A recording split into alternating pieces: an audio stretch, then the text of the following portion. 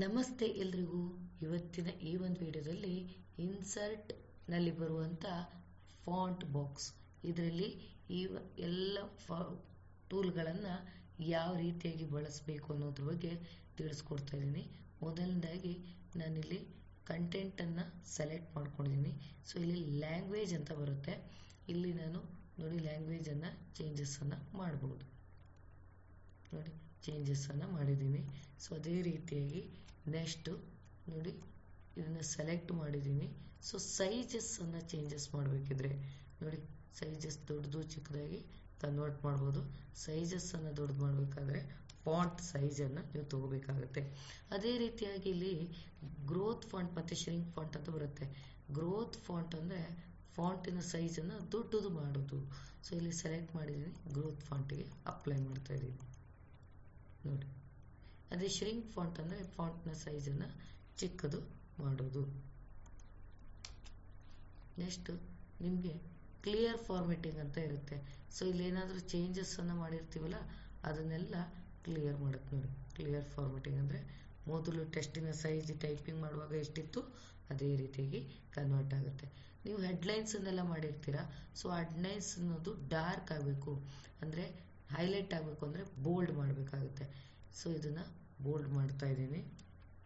Next select ಮಾಡ್ತಾ ಇದ್ದೀನಿ. Test ಸ್ವಲ್ಪ ಕ್ರಾಸ್ ಆಗಿ ಬರಬೇಕು ಅಂತಿದ್ರೆ, ಸ್ಲ್ಯಾಂಟಿಂಗ್ ಆಗಿ ಬರಬೇಕು ಅಂತ ಇದ್ದರೆ ಇಟ್ಯಾಲಿಕನ್ನು ಮಾಡ್ತೀವಿ ನೋಡಿ, ಇಟ್ಯಾಲಿಕ್. ಅದೇ ರೀತಿಯಾಗಿ ಇಲ್ಲಿ ಅಂಡರ್ಲೈನ್ಗಳನ್ನು ತಗೊಳ್ಳಿಕ್ಕೆ, ಸೊ ಅಂಡರ್ಲೈನನ್ನು ನೋಡಿ ನೀವು ಬೇಕಾದ ಅಂಡರ್ಲೈನನ್ನು ಇಲ್ಲಿ ಕ್ಲಿಕ್ ಮಾಡ್ಕೋಬೋದು. ಸೊ ಇಲ್ಲಿ ಬೇಕಿದ್ರೆ ಜಾಸ್ತಿ ಅಂಡರ್ಲೈನ್ ಬೇಕಿದ್ರೆ ಮೋರ್ ಅಂಡರ್ಲೈನ್ಸಿಗೂ ಕೂಡ ನೀವು ಹೋಗಿ ತೊಗೋಬೋದು. ನಾನು ಇಲ್ಲಿರುವ ಅಂಡರ್ಲೈನನ್ನು ತೊಗೊಂಡು ತೋರಿಸ್ತಾ ಇದ್ದೀನಿ ನಿಮಗೆ ನೋಡಿ. ಕೆಲವೊಂದು ಟೈಪಿಂಗನ್ನು ನಾವು ತಪ್ಪು ಮಾಡಿರ್ತೀವಿ. ಸೊ ಅದು ಪ್ರಿಂಟಿಗೆ ಹೋಗಿರುತ್ತೆ. ಅಂಥ ಸಂದರ್ಭದಲ್ಲಿ ಅದನ್ನು ತಪ್ಪು ಅಂತ ತೋರಿಸ್ಲಿಕ್ಕೋಸ್ಕರ ಈ ಒಂದು ಸ್ಕಿಪ್ ಥ್ರೂ ಬಳಸ್ತೀವಿ. ನೆಕ್ಸ್ಟ್ ನೀವಿಲ್ಲಿ ಫಾರ್ಮುಲಾವನ್ನು ಯೂಸ್ ಮಾಡ್ತಾ ಇದ್ದೀನಿ, H2O. ಇದು ನೀರಿನ ಅಣುಸೂತ್ರ. ಅದೇ ರೀತಿಯಾಗಿ A² + B² ಅಂತ ಇದೆ. ಸೊ ಈಗ 2 ಅನ್ನು ನಾವು ಸಬ್ಸ್ಕ್ರಿಪ್ಟಲ್ಲಿ ತಗೋಬೇಕಾಗುತ್ತೆ. ಅಂಥ ಸಂದರ್ಭದಲ್ಲಿ ಅದನ್ನು ಸೆಲೆಕ್ಟ್ ಮಾಡಿ ಸಬ್ಸ್ಕ್ರಿಪ್ಟ್ ಮಾಡ್ಬೋದು. ಸೊ ಈಗ ನಾನು ಇದು ಸೂಪರ್ ಸ್ಕ್ರಿಪ್ಟಿಗೆ, ಸೊ ಇದು ಎರಡನ್ನೂ ಒಟ್ಟಿಗೆ ಸೆಲೆಕ್ಟ್ ಮಾಡಬೇಕಾದ್ರೆ ಕಂಟ್ರೋಲನ್ನು ಹಿಡ್ಕೊಳ್ಳಿ, ಕೀಬೋರ್ಡಲ್ಲಿ ಕಂಟ್ರೋಲನ್ನು ಹಿಡ್ಕೊಂಡು ಸೆಲೆಕ್ಟ್ ಮಾಡಿಕೊಂಡು ಸೂಪರ್ ಸ್ಕ್ರಿಪ್ಟಿಗೆ ಇದನ್ನ ಅಪ್ಲೈ ಮಾಡ್ಕೊಳ್ಳಿ. ಸೊ ಈಗ ನೆಕ್ಸ್ಟ್ ನಾನು ಇದಿಷ್ಟನ್ನು ಕೂಡ ನಾನು ಕ್ಲಿಯರ್ ಫಾರ್ಮೆಟಿಂಗನ್ನು ಮಾಡ್ತಾ ಇದ್ದೀನಿ. ಮೊದಲು ಹೇಗಿತ್ತು ಟೆಸ್ಟು ಹಾಗೆ ಇರಲಿ ಅಂತ.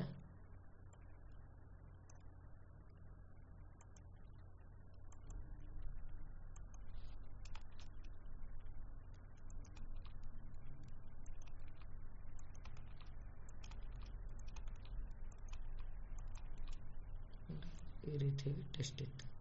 ಸೊ ಸ್ವಲ್ಪ ಸೈಜಸ್ಸನ್ನು ದೊಡ್ಡ ಮಾಡ್ಕೊತೀನಿ. ಸೊ ಈಗ ಚೇಂಜ್ ಕೇಸ್ ಅಂತ ಕರಿತೀವಿ.